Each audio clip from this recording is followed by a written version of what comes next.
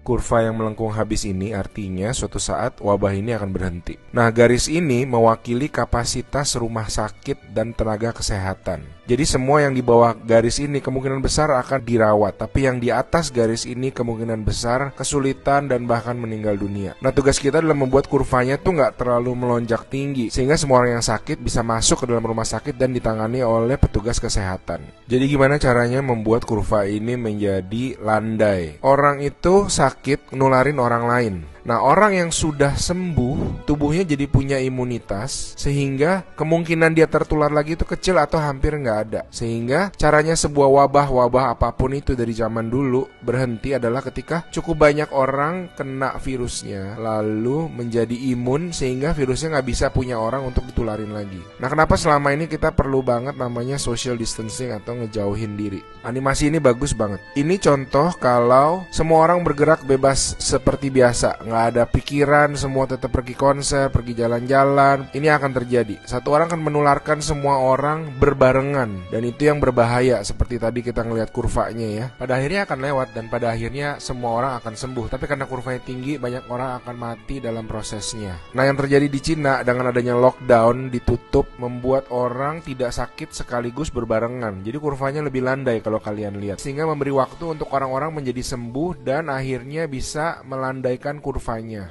Nah, sekarang kita lihat kalau kita lakukan namanya social distancing, yaitu kalau nggak harus banget nggak usah pergi keluar, kalau nggak penting-penting banget nggak usah ketemu temen, nggak usah ada social function, semuanya ditunda dulu. Kita lihat apa yang terjadi. Nah, bahkan ini ada simulasi satu lagi. Kalau social distancingnya itu bener-beneran ekstrim, orang nggak boleh keluar, ada jam malam dan sebagainya, ini yang terjadi. Kita lihat beda banget kan. Jadi ada orang yang akan tetap sakit, tapi mereka bisa masuk rumah sakit dan dirawat. Jadi teman-teman, please do your social distancing, stay at home, work from home, anywhere you can. Ada orang-orang yang nggak bisa, saya mengerti, tapi sebisa mungkin lakukanlah semuanya itu. A good way of doing it is to imagine that you do have the virus, yeah, and change your behavior so that you're not transmitting it.